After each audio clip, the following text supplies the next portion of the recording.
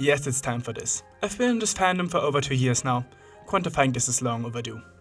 Horses have become part of my everyday life, and I wouldn't want to miss it for the world. I started watching it about 2 years ago, and got it recommended by a friend. Then I just binged it in every spin-off in the span of 2 weeks and was hooked. These ponies packed so many deeper messages in this cute and adorable exterior. There is so much more to them than it seems at first. The stories, the characters, their interactions and development. I fell in love with this franchise, and immediately jumped in making videos about my, at the time, favorite pony, Fluttershy, because I was amazed by her courage. She hides behind the shy exterior, and how she overcame it in situations that warranted it. She wasn't the only character that amazed me. I also was just taken away by some of the villains. Chrysalis, who had a scary beauty about her. Discord's chaotic nature that reminded me of characters I knew and loved. Some bright and evil presence in my mind that just wasn't used enough. Until I read the comics, but we are gonna get into that later. Maverick was just something different. We all remember the Dragon Ball-like fight.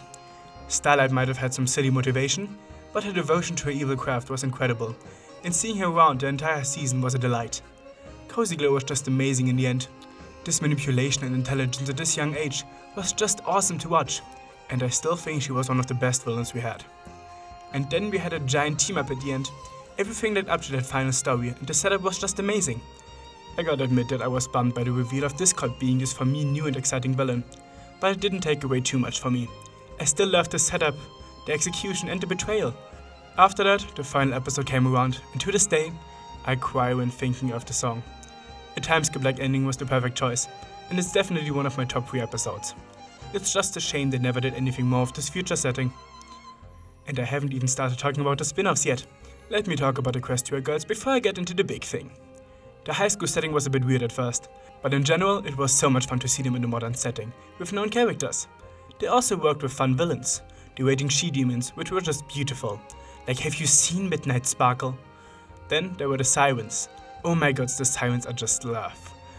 Not only were their designs beautiful because the designers knew what they were doing at this point, they also had amazing voices you just had to fall in love with. The music is another thing that made me love the franchise. Be it Friendship is Magic or Equestria Girls or even G5. All of these are filled with amazing songs that just pull at your heart with all their might. But because I have limited time, I'm gonna move on to the next giant point. The comics. At this point I already got a reputation as the comic pony, and I absolutely love it.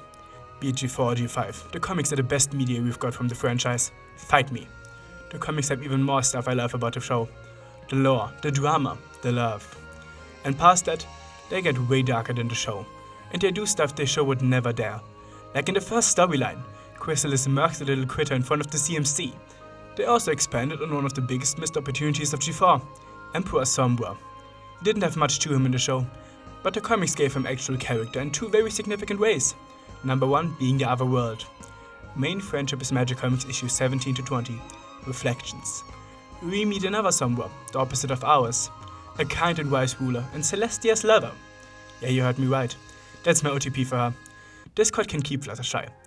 I'm not gonna get more into shipping now, but that's another thing I love about this franchise and this fandom. The second big Sombra thing was his backstory.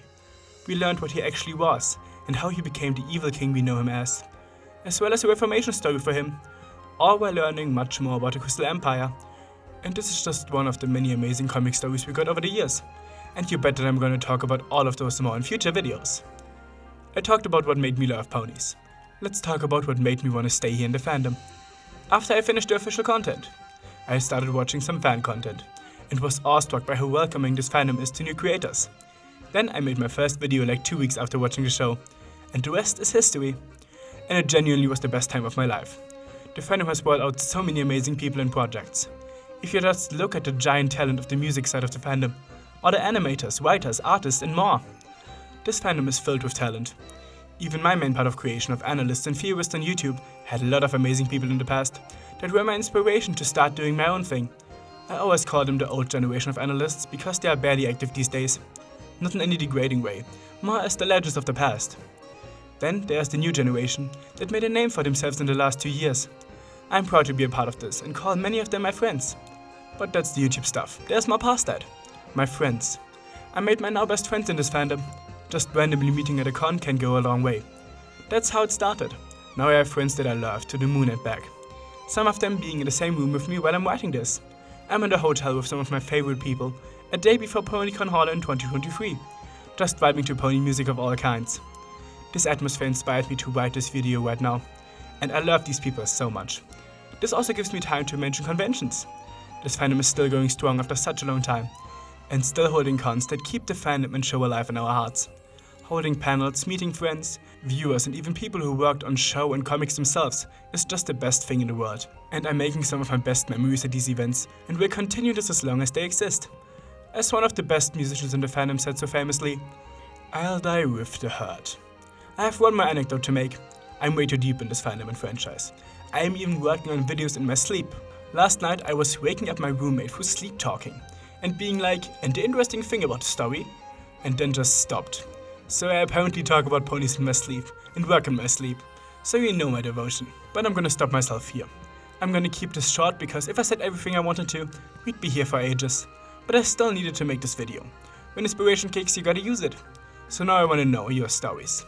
Why have you started watching the show? What made you stay and stick to the fandom? What's your best memory you made here? Let me know, join my Discord if you wanna discuss some more. Thanks to my patrons, especially to Maverick, and until next time, follow Bonies, Bonifellas, and bye.